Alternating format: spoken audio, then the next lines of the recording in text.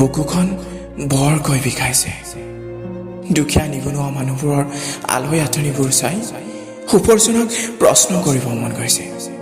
চিঞৰি চিঞৰি সুধিব মন গৈছে, তই কিয় ইমান নিষ্ঠুৰ হৈছ?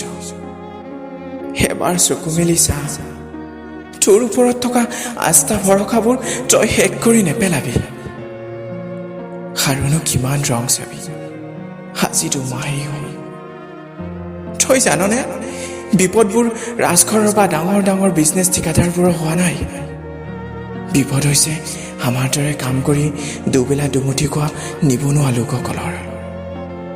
সিহঁতৰ এদিনৰ খৰচ আমাৰ এমাহ চলে, আৰু এনেকৈ 6 মাহ লকডাউন দিলেও সিহঁতৰ একো নহয়। সিহঁত লোভনে নমৰে। এমুঠি অন্নৰ বাবে সিহঁতে হাহাকাৰ কৰিব নালাগে। বিপদ হ'ব আমাৰ দৰে ৰিক্সাৱালা, ঠেলাৱালা নাইবা দিন হাজিৰা কৰি খোৱা লোকৰ।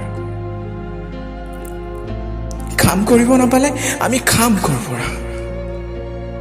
পুৱা গধূলি চাকি গছি জ্বলাই তোকেইতো সেৱা প্ৰাৰ্থনা কৰোঁ, তোৰ ওপৰতো আশা ভৰসা কৰোঁ। সেইদিন ভগৱানে আমাক চকু মেলি চাব। আৰু আজি তই নীৰৱে নিষ্ঠুৰ হৈ ৰং চাইছ। সেনেকৈ আৰু জুৰুলা নকৰিবি। ৰোগী আইক ডক্তৰলৈ নিয়াটো দূৰৰে কথা, তোৰো সন্মুখত চাকি গছি জ্বলাবলৈও পইচা নাই।